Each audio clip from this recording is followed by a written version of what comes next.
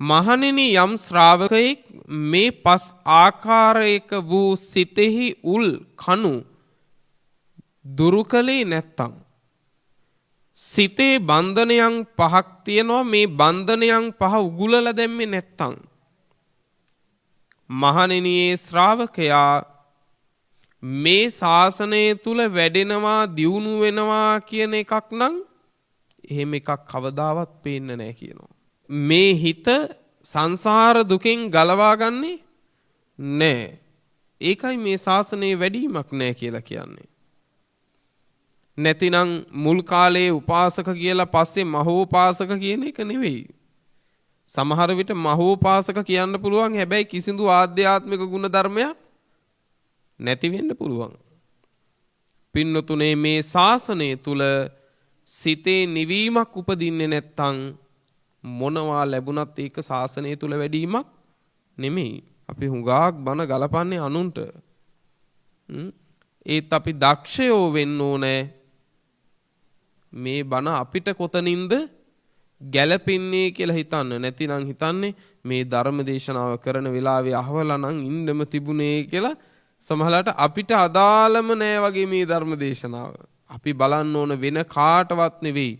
මේ ධර්ම දේශනාවේ එක වචනයක් හරි මට මගේ දොසක් කියවෙනවද?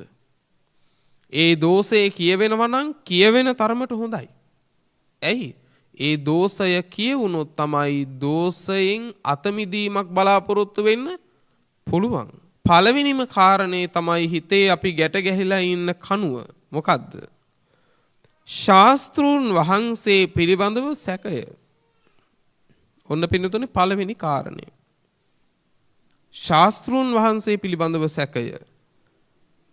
බුද්ධං සරණං ගච්ඡාමි කිව්වට බුදුරජාණන් වහන්සේගේ ගුණ විශේෂයන් පිළිබඳව අදහන්නේ විශ්වාසයක් නැහැ.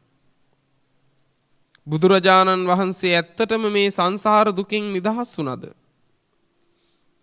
උන්වහන්සේ අපිට මේ නිසි මාවත පෙන්වයිද කියලා විශ්වාසයක් නැහැ. ඒක නිසා හැම වෙලාවෙම බුදුරජාණන් වහන්සේ පිළිබඳව ශාස්ත්‍රූන් වහන්සේ පිළිබඳව සැකයෙන් ඉන්නවා. විචිකිච්ඡා කරනවා. බුදුදහමේ හැටියට සැක කරන එක පාපයක් නෙමෙයි. හැබැයි සැකය තුල සදාකල් ජීවත් වීම බුදුහාමුදුරන් මත කරන්නේ නැහැ. සැක කරන එක හොඳයි. සැකයෙන් තමයි විමසීම උපදින්නේ. විමසීමෙන් තමයි නිසි අවබෝධය උපදින්නේ. ඒක නිසා සැක කරන එක හොඳයි. ඒ සැකය කියන්නේම විමසීම. හැබැයි ඒ සැකය සදාකල් තියාගන්න හොඳ නැහැ. එහෙම වුණොත් ශාසනය තුල වැඩිමක් නැහැ. යම් ශ්‍රාවකෙක් මේ කාරණේදී ගැට ගැහුනොත් මේ කනුවට ආය නිදහස් වීමක් නම් නැහැ සංසාරයෙන්. හැබැයි ශාස්ත්‍රූන් වහන්සේ ගැන සැකේ දුරු කරගත්තොත් මගේ ශාස්ත්‍රූන් වහන්සේ ඇත්තටම සරුවඥයි. ඇත්තටම උන්වහන්සේ දෙව් මිනිසුන්ට ශාස්ත්‍රූමයි කියලා පිළිගත්තොත් පින්වතුනේ ඒ ශ්‍රාවකයා උන්වහන්සේ වදාළ ධර්මය බොහොම ගෞරවයෙන් ගන්නවා. දෙවෙනි කාරණේ තමයි අපි හිතේ තියෙන මේ කනුව ගැට ගැහිලා ඉන්න සද්ධර්මයේ කෙරෙහි සැකයක් තියෙනවා. ජනවහරිදී ඕක සුළුවෙන් කියවෙනවා. සමහර විටකදී අනේ ඔය බණ අහලා කාටද හරි ගියේ කියලා. ධම්මං සරණං ගච්ඡාමි කියලා වචන වලින් කිව්වට ඔහු ධර්මයේ සරණ ගිහින් නැහැ. බුදුහාමුදුරුවන්ගේ පළවෙනිම ඉතිපිසෝ භගවා කියලා වඳිනකොට අපි කියන පළවෙනි ගුණය අරහම් බුදු ගුණය. රහසින්වත් පවු නොකළ නිසා සියලු පූජාවන්ට සුදුසු නිසා අපි කියනවා අරහං ගුණෙන් යුතුයි කියලා. ඒත් අද අපේ අරහං කියන වචනේ භාවිත වෙන්නේ මොකටද කියලා ඔබ හිතලා බලන්න. මේ අබෞද්ධ ලෝකෙ නෙවෙයි. එතකොට හිතන්න අපි මොනතරම් බුදු ගුණේ හැල්ලුවට අරන්ද කියලා. මේ අපේ ශාස්ත්‍රඥ වහන්සේ ගැන සිතේ පිහිටුවපු ගැට ගැහිච්ච තුන්වෙනි කාරණේ සංගරුවන කෙරෙහි උපදින සැකය.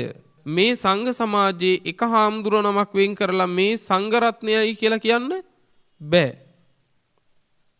මේ සමූහයම තමයි සංඝ රත්නය කියලා කියන්නේ. දානයක් සංඝ සතු කළාම අයිති වෙන්නේ සරියුත් මුගලන් දෙදෙනා වහන්සේගේ පටන් සියලු දෙනා වහන්සේටම.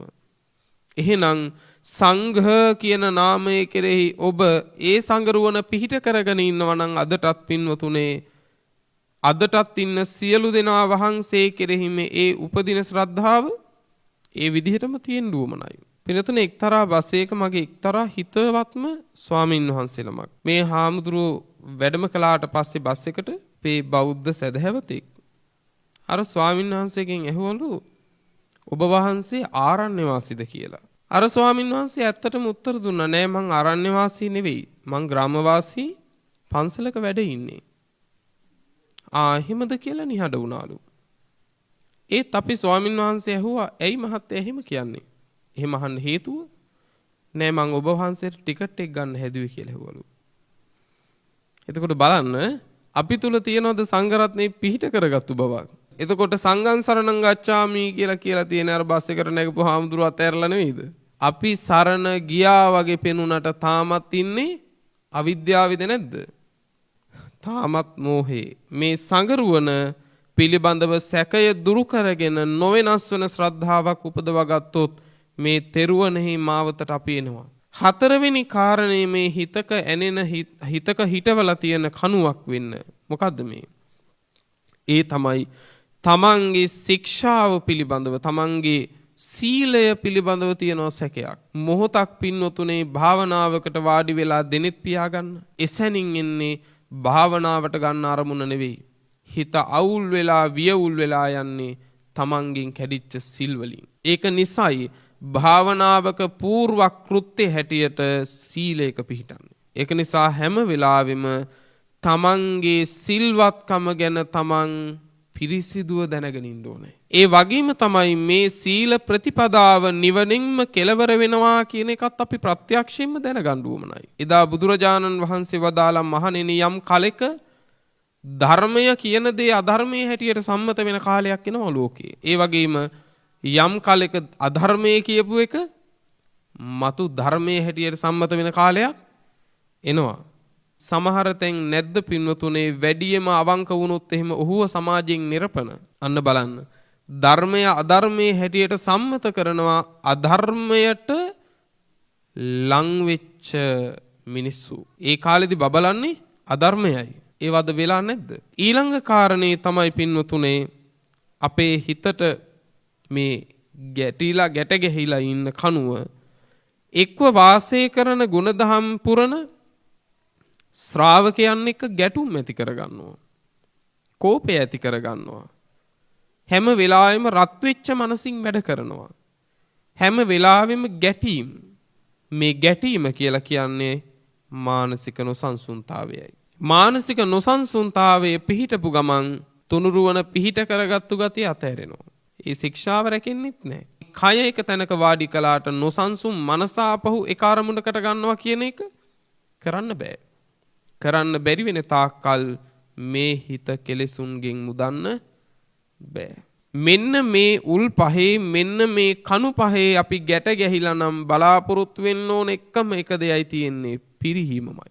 දවසෙන් දවස ශාසනය තුල පිරිහෙනවා මිසක ශාසනය තුල දියුණුවක් නම් නෑ. මතු භවයක තිරිසන් ලෝකෙට වැටෙන්න පුළුවන්. බලන්න මොන තරම් අනතුරක්ද තියෙන්නේ කියලා. අනතුර දැක්කොත් තමයි ඊළඟ අඩිය පරිස්සමෙන් තියන්නේ. සංසාරේ ගමනේදී මේ මහා අඳුරක ඉන්නේ අපි. මේ අන්ධකාරේ හෙට ඕන තරම් වලගොඩලි වල වැටෙන්න ඉඩ තියෙනවා. මෙන්න මේ කාරණා උගුලලා දාන්නේ නැති තාක්කල් ඒ ශ්‍රාවකයා මේ ශාසනය තුල වැඩින්නේ පිරිහෙනවා.